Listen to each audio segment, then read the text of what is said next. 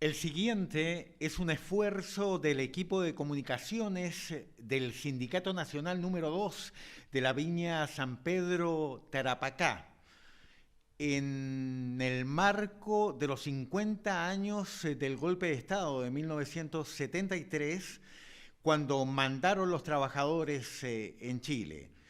Para tratar este tema de alta profundidad e interés, no solo para los chilenos y no solo para las viejas generaciones, sino que para las nuevas generaciones, tenemos el honor de contar con Mario Olivares. Mario Olivares es un dirigente sindical que participó de los cordones industriales de Vicuña Maquena, uno de los tantos cordones que fueron apropiaciones legítimas de los trabajadores y obreros de los propios medios de producción para tanto para la fabricación de productos como su distribución y comercialización. Y por otra parte, Mario Olivares es dirigente sindical hasta el día de hoy. Es una leyenda viva, una memoria viva con quien queremos recrear aquellos momentos. Mario Olivares, entonces, en los años 70, durante la Unidad Popular, él trabajaba en Muebles Inston, Chile, que estaba ubicado en el cordón Vicuña Maquena, donde había 500 trabajadores. Ocuparon la fábrica desde mediados de 1971. Junto a mí, Mario Olivares. ¿Cómo estás, Mario? Muy bien, compañero. Gusto saludarlo. Una pregunta que inmediatamente surge entre muchas personas suspicaces. Ustedes ocuparon las fábricas en estos cordones industriales, los trabajadores y obreros las ocuparon porque fue una orden del gobierno de Salvador Allende o de los partidos políticos en los cuales ustedes militaban. ¿Cuál fue la causa? ¿Había algo detrás? ¿Había una conspiración de parte del gobierno popular? Ninguna de las dos, en realidad. La decisión y la maduración que transita en la necesidad de que nosotros nos tomemos aquella empresa, aquella fábrica, que era una fábrica de muebles, que además que para la época era muy moderna porque ya se fabricaba allí el mueble en serie y trabajábamos mucha gente, tiene que ver básicamente porque el abuso del empleador en aquella época era impresionante, aparte de los bajos salarios que tenían los trabajadores, todos. Y aparte de las condiciones en que se trabajaba, que eran muy precarias, había mucha injusticia y esto venía acumulando todo un sentido de mucha rebeldía desde parte de los trabajadores.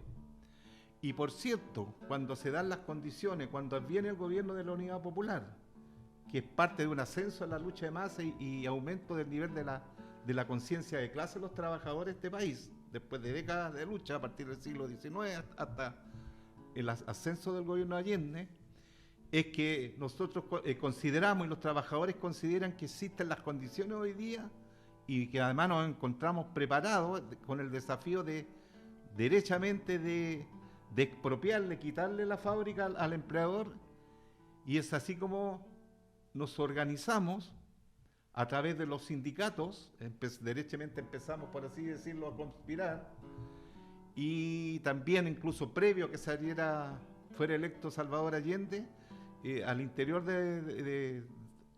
o a través de los sindicatos también se crean los comités de unidad popular y los trabajadores nos reuníamos fuera de la empresa después de la jornada, en donde debatíamos, discutíamos las necesidades y la situación y los problemas que estábamos viendo los trabajadores. Y es allí donde empieza a fraguarse la idea de que si las condiciones cambian y tenemos un gobierno que realmente dice en su programa que está claramente por cambios radicales dentro de la sociedad chilena y la economía, y tenemos las condiciones y tenemos las capacidades, nosotros nos vamos a tomar la empresa. Y fue así justamente como los trabajadores lo deciden. Aquí no tuvieron absolutamente nada que ver los partidos, ni nada que ver con nada. O sea, fue una decisión independiente, autónoma de los propios trabajadores. Ahora, por cierto, no nos engañemos, había un sector de compañeros trabajadores que éramos militantes de partido, yo mismo, por ejemplo, de distintos partidos de la izquierda. Pero claramente la mayoría de los trabajadores no eran militantes de partido. Estimado Mario, bueno, esa era una de las consultas que queríamos realizarte, si los trabajadores que ocuparon la fábrica para producir ellos mismos sin patrones eran militantes de izquierda. ¿Qué relación numérica había, por ejemplo, en la fábrica de muebles Instant entre los trabajadores militantes de partidos de izquierda y aquellos trabajadores que no militaban en los partidos de izquierda, pero que sí cogieron ese nivel de conciencia del cual no hablas? Bueno, claramente la mayoría de los trabajadores que éramos de esa planta, de esa fábrica de muebles, no eran militantes de ningún partido. Derechamente éramos las minorías las que militábamos en algunos partidos de izquierda. Pero por cierto, a través de los sindicatos y a través de la conducción de estos compañeros, que sí teníamos militancia, es que, vuelvo a decir, aprovechamos las condiciones objetivas que se nos presentaban en ese momento, y es que decidimos y conducimos la toma de la empresa. Pero también es cierto que esa gran mayoría de los trabajadores que no estaban militando en partido, sí, sus niveles de conciencia eran bastante, digamos, eran parte del proceso de maduración del punto de vista de conciencia de clase después de décadas de lucha de la clase trabajadora. Estaba incorporado, digamos, ya en su cabeza. Es decir, estimado Mario, si no fue una planificación ni una conspiración ni del gobierno de Allende, ni de los partidos políticos que componían la Unidad Popular, o dentro o fuera, digamos, de la Unidad Popular, pero de izquierda, surge entonces esto por una necesidad histórica, social, y si surge por una necesidad social, el ocupar la fábrica y el producir, ¿por qué era, cuál es la causa de esa necesidad social que existía? ¿Por qué tenían que tomarse las fábricas para producir ustedes? Bueno, a nuestro juicio, los trabajadores, de cómo sentíamos o veíamos, tiene que ver claramente con la realidad. Aparte, vuelvo a reiterar, del abuso, de los salarios muy bajos, de la explotación, del maltrato incluso, en particular el empleador, Juan Easton Manzi se llamaba el dueño de esa empresa en aquella época, veníamos acumulando todos los trabajadores mucha rabia, mucha rebeldía ante este abuso.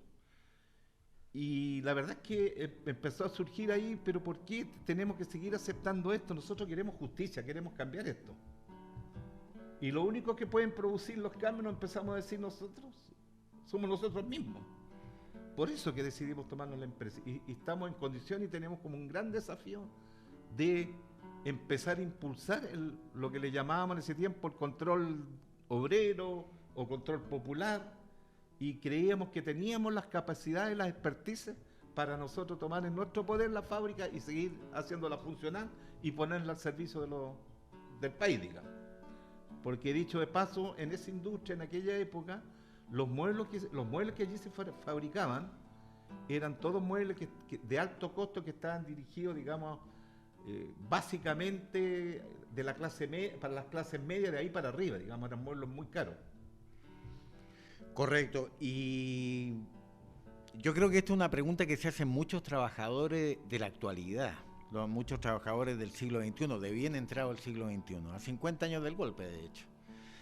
¿Qué se siente tener en sus manos los propios trabajadores todo el proceso de producción de una fábrica? ¿Cómo es eso? Que parece inimaginable hoy día. Cuesta tanto llegar a pensarlo. Es cierto lo que dices tú.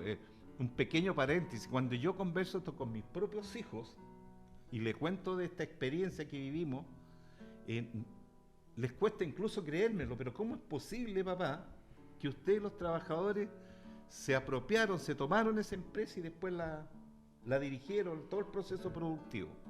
Hasta hoy día, como te digo, a mis propios hijos les cuesta creerlo. Pero eso fue posible, fue absolutamente posible, porque sentimos una gran responsabilidad. Si no nos apropiamos de un bien de medio de producción, derechamente se lo quitamos al patrón. Bueno, ¿para qué lo queremos? Hay que hacerla producir y ponerla al servicio de los demás. Y es tan interesante esto, compañeros, de que se crean distintas instancias de dirección de la compañía. Bueno, claramente nos tomamos esta empresa y logramos y le exigimos al gobierno nuevo popular frente a toda esta necesidad y todos estos abusos que teníamos los trabajadores de aquella empresa, las condiciones que trabajábamos. Como entendíamos que era nuestro gobierno, le exigimos al gobierno y logramos finalmente que esta empresa fuese intervenida y entregara el control de nosotros los trabajadores. Pero ¿qué es lo interesante de esto? Nosotros no solamente sentimos esa responsabilidad, y que era a nuestro juicio de perogrullo, que era nuestra fuente de trabajo, teníamos que seguir haciéndola, dirigiéndole y produciendo, sino que empezamos a hacernos preguntas que tienen que ver de mirar al conjunto de la sociedad, al conjunto de los trabajadores. Y una de las cosas que nos planteamos decía, bueno, esta fábrica hay que hacerla producir, aquí hay que cuidar más que nunca todos los materiales de producción, tenemos que hacerlo bien, porque esta es nuestra fuente de ingreso. Pero es cierto, pero ¿por qué tenemos que seguir fabricando muebles dirigidos a las clases medias acomodadas hacia arriba, cuando lo que nosotros tenemos una visión colectiva de la sociedad y tenemos que cambiar esa matriz de desarrollo y de la fábrica? Y es así como decidimos, a través de las instancias que generamos al interior de la empresa, que era el comité de empresa, los comités de producción, los sindicatos, y a la cabeza de todo esto estaba el interventor que había nominado el gobierno de Allende, que era un representante en este caso del gobierno o del Estado más claramente. Y es allí que, como te digo, en estos debates, en estas discusiones, en este descubrir, avanzar, ¿para dónde vamos?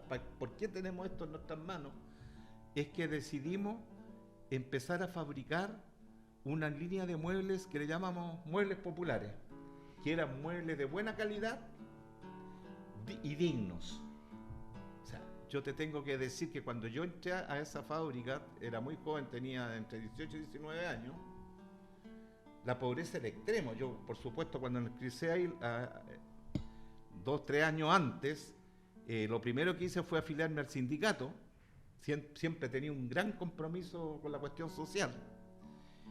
Y bueno, siempre muy activo. Entonces, cuando recorríamos, iba en ayuda de cualquier trabajador que tenía algún problema de tipo social, de tipo humano o de tipo económico.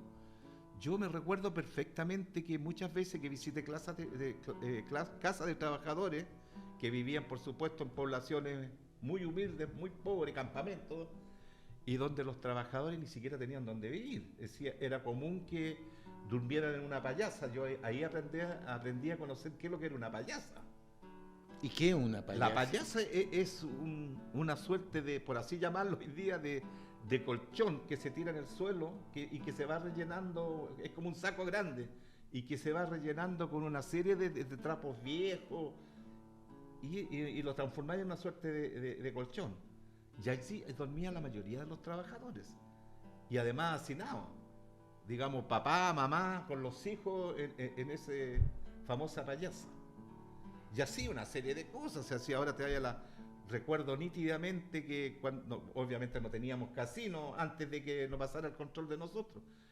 llegaba la hora de que los trabajadores tenían que comer algo para seguir produciendo y tener la fuerza necesaria, y tocaban un timbre, me acuerdo, una campana, ya no recuerdo exactamente, y los trabajadores salían a comerse lo que llevaban, o llegaban sus esposas, sus hijos, a entregarle una marmita con la comida, y salían a comerle en la calle, sentados en la cuneta de la calle. Entonces tú empiezas a revisar una serie de condiciones inhumanas que vivíamos los trabajadores, aparte del maltrato y aparte de los bajos salarios. Y es por eso que, frente a eso, es que decidimos empezar a construir, como te digo, estos muebles, y que es muy interesante porque nosotros empezamos a decidir qué producir, para qué producir y cómo distribuir. Mantuvimos, por supuesto, la línea de muebles caros, porque eso es lo que nos generaba la rentabilidad usando el lenguaje actual, ¿entendí? Pero lo otro lo empezamos a construir en masa, y para mejorarle claramente la calidad de vida a los trabajadores, a los obreros principalmente. Estimado Mario, esto que parece realmente ficción hoy día, sí, en el siglo XXI, para las condiciones, para las relaciones sociales capitalistas y ultraliberales que existen en Chile, tras la contrarrevolución chilena iniciada el golpe de Estado en 1973, ¿cómo es esto de manejar la economía los propios trabajadores sin supervisores, sin subgerente, sin gerente, sin jefatura más arriba, siendo procesos complejos? Sí. Porque siempre el argumento que emplea la patronal, los capitalistas, es que los trabajadores en realidad son incapaces, como son incapaces de poder ellos solos, nosotros solos, dirigir la economía, y por tanto ellos son absolutamente necesarios, porque digamos, los trabajadores no estaríamos habilitados, somos como subseres humanos, entonces no estaríamos habilitados para poder desarrollar la economía y dirigir nuestro propio destino. Interesantísima la pregunta, y la verdad que responder eso.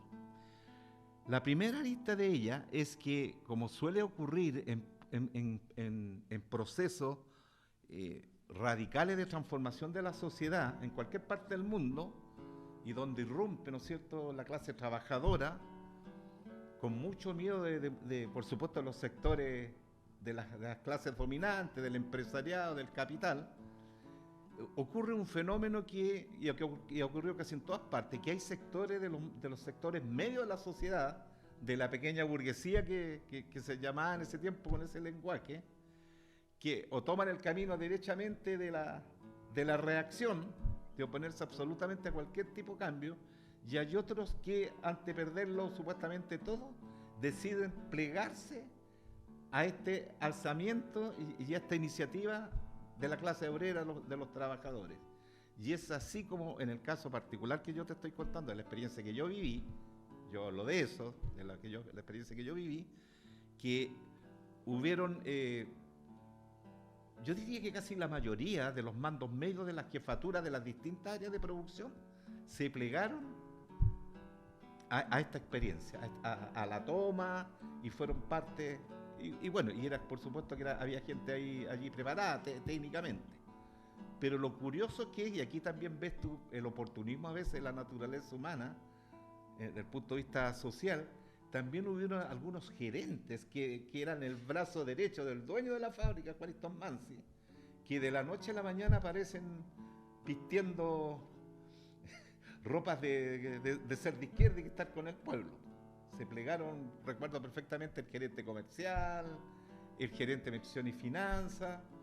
De un día para otro aparecen como que están realmente, ellos tomaron conciencia y están por los cambios. Pero espérate, para terminar. Sí.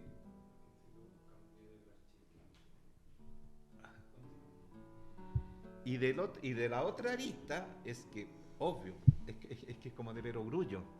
Si nosotros tomamos esa decisión de nosotros gestionar, administrar y el decidir el qué producir, cómo distribuir y para quién, necesitábamos capacitarnos. Entonces, claro, inmediatamente se empezó a capacitar a muchos trabajadores en distintas áreas, de tal manera de tener la herramienta para poder hacer funcionar como corresponde la fábrica, particularmente en términos productivos. Entonces todavía tenemos esperanza de que los gerentes, de que los supervisores actuales se pasen para el lado de los trabajadores, considerando además que ellos también son asalariados, po. Bueno, La única diferencia entre los trabajadores, en realidad entre un gerente y un empleado común y silvestre, es el salario, nomás la cantidad del salario simplemente y la especificidad de los cargos. bueno, yo estoy de acuerdo contigo que todos los trabajadores que trabajan empleados para una empresa o una fábrica, sea cual sea su puesto, dentro de la dirección de la empresa son asalariados, en eso estamos de acuerdo. Pero tengo mis dudas, particularmente en estos sectores medios de gente profesional, que como te digo, en el caso concreto de nuestra experiencia, se plegaron, se subieron al carro de la victoria, por así llamarlo. En mi opinión, es una opinión muy personal. Claro, no tengo dudas que puede que algunos de ellos realmente en su fuero interno sí tenían un cuestionamiento con respecto de la situación de cómo operar el capitalismo en este país, lo que es el abuso, la explotación, etcétera. Pero también no tengo dudas de que también muchos de ellos apostaron al oportunismo. Y bueno, y de hecho después la experiencia nos demostró, después de 2 años la empresa, bajo la dirección y la conducción de los propios trabajadores, a través de estos comités de participación popular directa, muchos se fueron. Y bueno, Correcto. les bajó el terror después. No, aquí ya esto es comunismo. Mario Olivares, protagonista de la historia, protagonista de los cordones industriales, memoria viva que hoy día realizó este testimonio que estamos seguros será para una mayor comprensión de las nuevas generaciones de trabajadores, para los jóvenes trabajadores actuales, respecto de que sí es posible que los trabajadores manden, de que sí es posible una sociedad donde los productores mismos, es decir, donde la clase trabajadora, la clase obrera, de manera independiente de los capitalistas y de su visión de mundo y de organización del mundo, pueda ser superado en algún momento. Muchas gracias, Mario.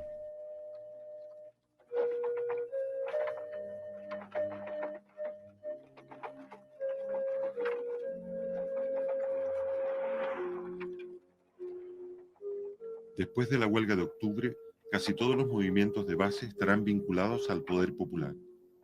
Es una iniciativa canalizada por el gobierno, pero que no se origina en el seno de este. A menudo, este poder causa una gran inquietud en algunos partidos de la izquierda, que se alarman frente a ciertas actitudes espontáneas de la población.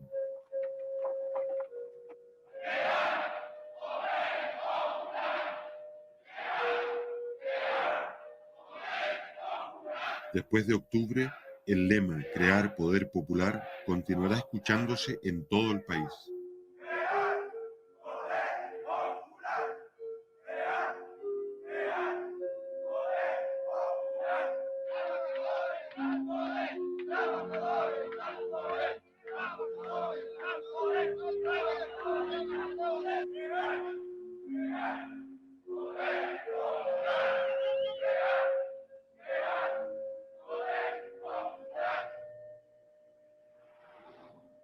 A mediados del 73, en las principales ciudades, se han creado 31 cordones industriales, de los cuales 8 pertenecen a Santiago. Cuando surgen conflictos con los patrones, especialmente dentro de las empresas pequeñas, los trabajadores afectados reciben el apoyo inmediato del cordón al cual pertenecen. Esta solidaridad permite a los pequeños sindicatos contar con mayor respaldo para enfrentar a los patrones. inmensa fortuna nosotros le hemos hecho ganar a estos patrones y ellos no reconocen ningún bienestar para sus trabajadores. Son así como a nosotros ahora los quieren destruir y hay una gran persecución para los dirigentes sindicales. Pero los dirigentes sindicales no estamos solos, estamos apoyados por todos nuestros trabajadores y por los cordones industriales. Y los cordones industriales se extienden desde donde principia hasta donde termina Chile, así que somos poderosos. Y ellos se han pisado la huasca una vez más. Ahora estamos todos organizados, estamos conscientes y los trabajadores hemos abierto más los ojos y nos damos más cuenta de las cosas, estamos más instruidos y estamos apoyados, porque mientras más unidos, más potentes, más poderosos seremos nosotros, porque el enemigo que tenemos al frente, la derecha, son muy poderosos y están muy bien organizados. ¿Por qué nosotros no tenemos que estar organizados? ¿Y por qué nosotros no vamos a aprovechar todo el grupo de masa que somos los trabajadores? Los trabajadores somos más y los patrones son menos. Es fácil derrotarlo, pero hay que estar organizados y unidos. ¿Qué opina de los cordones industriales? Que son muy importantes. ¿Por qué? Porque creo que es realmente el verdadero poder de las comunas organizadas. Y creo que todos debemos tener muy en claro la importancia que tienen los cordones industriales y cómo debemos trabajar por su apoyo y por su organización. ¿Usted cree que son un organismo paralelo al gobierno o que trabaja junto con el gobierno o paralelo al gobierno? ¿Qué opina usted de eso? Porque se ha tenido mucho temor frente a los cordones industriales. Sí, realmente nosotros hemos podido palpar ese temor porque lo hemos visto que servicios de utilidad pública tienen como verdadero terror en que la comunidad esté participando. ¿Usted no ve ningún peligro en que haya cordones industriales? Por supuesto que no, porque en todo siempre yo tengo confianza en la inteligencia del pueblo, entonces el pueblo organizado es inteligente, entonces ¿cuál puede ser el temor al organismo del pueblo? Y estamos en contacto en directo con la señora Gioconda Aguilera desde Limache, quien fue parte viva. Ella vivía en Limache cuando la compañía de Cervecerías Unidas de Chile, la planta Limache, una de las más importantes del país en los 70, fue intervenida y ocupada por los trabajadores. Ellos se hicieron cargo de la producción y de los procesos económicos que hacen a la planta de la CSU de Limache de aquellos entonces. Señora Gioconda Aguilera, presidenta hoy de las ex prisioneras políticas de la cárcel Buen Pastor de Valparaíso. ¿Cómo está usted? Muy bien, gracias. Nos gustaría consultarle, señora Gioconda, cuáles son los recuerdos que tiene respecto de aquella época cuando los trabajadores mandaron en la CSU de Limache, la planta de CSU de Limache, cuando los trabajadores tuvieron el control de la fábrica y fueron ellos mismos quienes se encargaron de producir los productos propios de la CSU. Bueno, la compañía Cervecerías Unidas de Limache fue intervenida y pasó al área social en agosto de 1972. Fue de gran importancia para el sindicato de obreros porque se organizaron y se hicieron metas de producción. Si se decían una meta y se hacían turnos y la fábrica llegó incluso a funcionar de día y de noche por turnos para llegar a las metas que se proponía el sindicato de obreros. Señora Gioconda, es decir que bajo la dirección de los trabajadores, la planta de CSU Limache durante el gobierno de la Unidad Popular, podríamos decir que produjo más,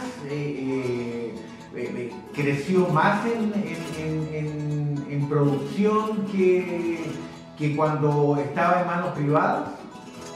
La producción, el compañía cervecería de Limache se aumentó porque los trabajadores organizados, ellos proponían metas de producción.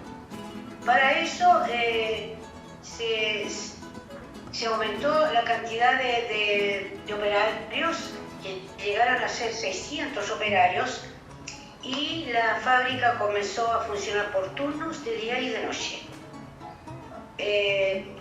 Eso es lo que puedo decir en cuanto a la producción y a la organización del horario de la cervecería. Sí, dígame.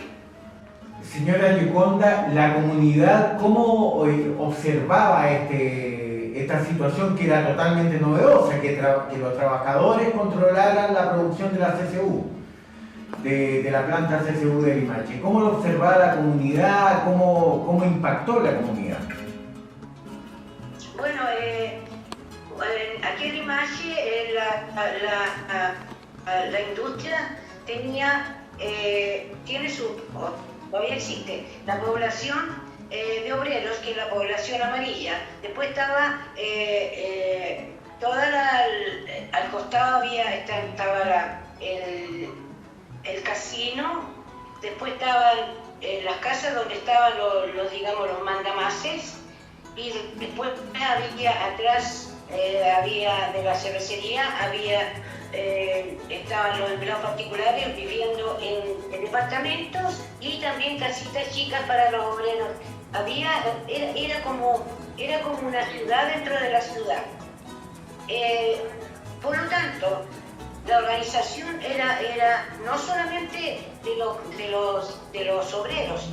Las mujeres estábamos organizadas, los jóvenes estaban organizados, los niños estaban organizados. Era todo, como te digo, una ciudad dentro de la ciudad. Eso era lo que se vivía dentro. Nosotros vivíamos en felicidad, digamos. Teníamos mucho que hacer, había que hacer trabajo voluntario también, y los obreros organizaban sus fiestas de Navidad, de Año Nuevo, de 18 de septiembre. Sí, era hermoso, era hermoso. Señora Gioconda, y llegó el 11 de septiembre de 1973. ¿Qué ocurrió en la planta de CCU de Limache?